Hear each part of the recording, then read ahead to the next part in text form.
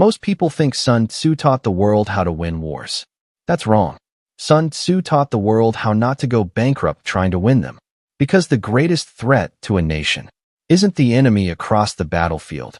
It's the bill that comes after the war. For most people, Sun Tzu is just a name, a face behind strategy quotes, a meme shared by entrepreneurs who've never actually read The Art of War. He's treated as a philosopher of victory, a mystical thinker who cracked the psychology of domination. But that version of Sun Tzu misses the point entirely. Because when you strip away the slogans and the mythology, you discover something far more unsettling. Sun Tzu wasn't obsessed with winning battles. He was obsessed with avoiding them. He wasn't interested in glory, or honor, or domination. He was interested in cost. And in a world bleeding itself dry through constant warfare, Sun Tzu became the first thinker to say something no ruler wanted to hear. The real danger isn't the enemy in front of you. It's the economy behind you. People think the art of war is about fighting. It isn't. It's about finance. Welcome to the Financial Historian, where money, power, and history collide. And nothing is ever as simple as it looks. To understand Sun Tzu's financial genius, you have to understand the world he lived in. Because his ideas didn't appear in a vacuum. They were born in collapse. China, during the late spring and autumn period, and the early Warring States era, roughly the 6th to 5th centuries BCE, was a fractured landscape of rival kingdoms. Every state believed it could unify the world, and every state was draining its treasury to try. War wasn't occasional. It was constant. Alliances formed and shattered. Armies grew larger every decade. What once were aristocratic chariot duels turned into massive infantry mobilizations. And those armies didn't just require courage. They required food, metal, weapons, horses, supply lines, taxes, at a scale no previous generation had ever faced. States weren't just fighting battles anymore. They were running full-scale stress tests on their economies. Every time a king sent an army into the field, he was effectively taking a loan against his future. And far too often, that loan came due. Western audiences imagine ancient war as heroic and tactical. But in this period, war was logistical before it was anything else. The moment an army moved, the meter started running.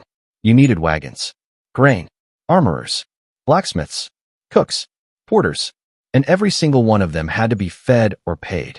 A campaign lasting a few months could bankrupt a small state. A campaign lasting a year could collapse a large one. And yet, trapped in fear and rivalry, they kept fighting anyway. It was an arms race. Centuries before the modern world invented the term. And it was tearing the entire system apart. This is the world Sun Tzu walked into. Not as a philosopher seeking wisdom, but as a strategist forced to solve an economic crisis disguised as a military one. In the West, we romanticize Sun Tzu as an ancient CEO whisperer. In reality, he was closer to a risk manager. He looked at the numbers, the costs, the timelines, the logistics, and realized something terrifying. Victory meant nothing if the treasury collapsed afterward. Most rulers thought the enemy's army was their greatest threat. Sun Tzu believed their own spending was. That's why the most important line in The Art of War appears right at the beginning. Before deception, before terrain, before morale. He writes, war is of vital importance to the state. Not glorious, not honorable. Vital, meaning dangerous, disruptive, capable of destroying the society it claims to defend. The rest of the book is an instruction manual on how to keep war contained, controlled, and as cheap as possible. Sun Tzu's most famous ideas aren't mystical. They're financial principles. When he says, the supreme art of war is to subdue the enemy without fighting. That isn't poetry. That's cost avoidance. It's achieving outcomes without burning capital.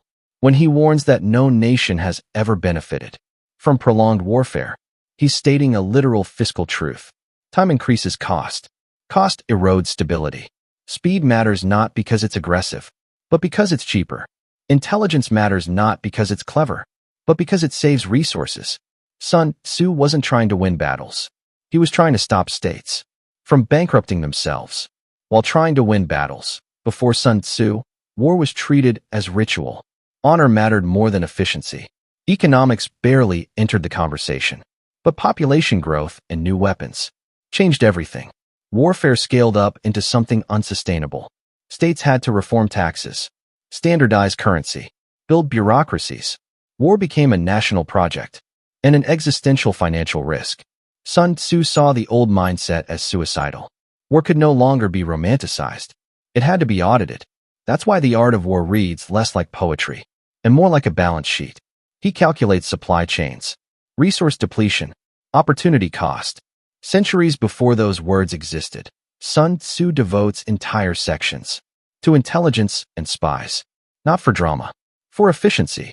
One spy, he explains, can save an entire army from marching in the wrong direction. One piece of information can save millions. What modern states call data, Sun Tzu called foreknowledge. To him, information wasn't optional. It was the cheapest weapon available. Misallocating information was misallocating capital. Speed is the essence of war. Most people read that as aggression. Sun Tzu meant economics.